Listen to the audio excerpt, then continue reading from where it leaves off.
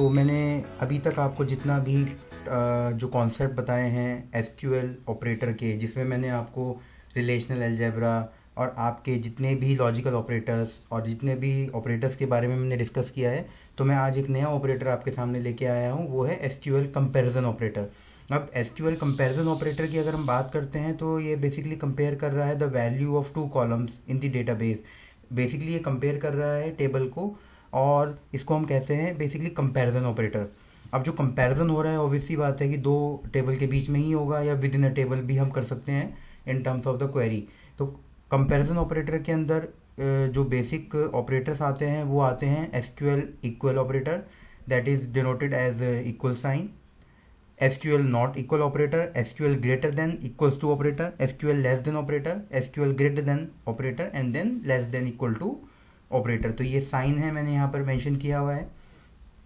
अब जब इसके बाद हम जब डिस्कस करते हैं एसक्यूएल ऑपरेटर्स को, तो यहाँ पर इक्वल ऑपरेटर में हम बात कर रहे हैं वैल्यूज़ की। तो वैल्यूज़ जो होंगी वो सबको पता है कि एसक्यूएल इक्वल ऑपरेटर का मतलब क्या है, जहाँ पर आप इक्वल साइन लगाते हैं, जैसा कि मैं अभी तक करता आया हूँ।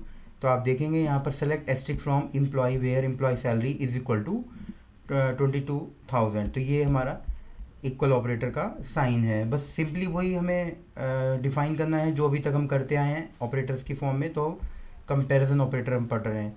नॉट इक्वल टू साइन में हम बात करते हैं select asterisk from employee where employee salary does not equals to 22,000, यानी कि उन एम्प्लॉय की सैलरी बताइए जिनकी सैलरी 22,000 नहीं है, तो ये वो डेटा दे देगा। तो ये डज नॉट इक्वल टू का साइन है। इसके बाद थर्ड वाले में हम बात करते हैं ग्रेटर देन ऑपरेटर। तो ये ग्रेटर देन ऑपरेटर बेसिकली वही है, कंडीशंस कंपेयर कर रहा है ये आपस में।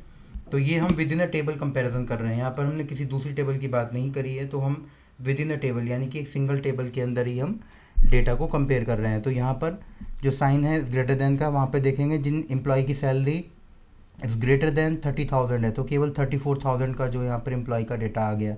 इस तरीके से 4 वाला है less than operator. Less than operator में उसका जस्ट रिवर्स है, यहाँ पर हम लिख देते हैं employee salary is less than 30,000। तो उसके अकॉर्डिंगली हमें दो रिजल्ट्स मिल चुके हैं, 20,000 एंड 22,000। उसके बाद अगला ऑपरेटर है greater than equals to operator, यानी कि जो एम्प्लॉई जिनकी सैलरी 30,000 से ज़्यादा है या उससे उसके बराबर है, तो ये दोनों बता देगा, यानी कि 30,000 भी बताएगा प्लस 34,000 भी बता देगा। तो यहाँ पर छठा ऑपरेटर है हमारा इक्वल्स टू ऑपरेटर, यानी कि इक्वल्स टू और लेस देन।